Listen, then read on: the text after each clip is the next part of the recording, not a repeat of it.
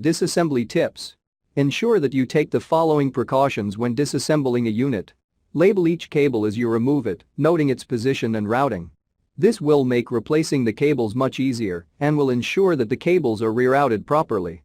Keep all screws with the component removed, if applicable. The screws used in each component can be of different thread sizes and lengths. Using the wrong screw in a component could damage the unit. If the unit contains light-sensitive components such as motherboard, memory module, CPU, hard disk drive, graphic card, store the component in its original ESD packaging to avoid damage. Please read the description below for more details about tools used to removal and replacement, static electricity.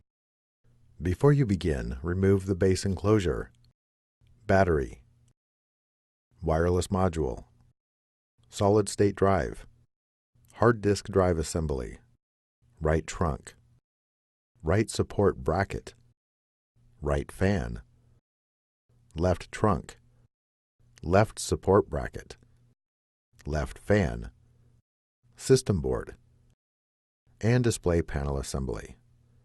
Removal. Carefully separate the upper hinge cover from the lower hinge cover.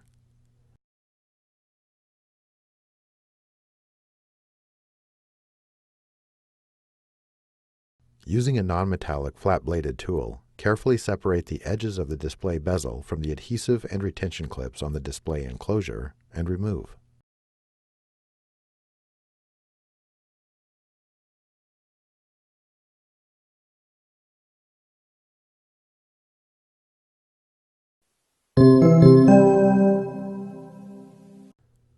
Replacement.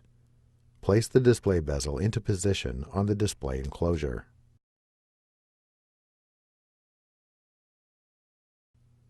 Apply pressure to the edges of the display bezel to snap it into place.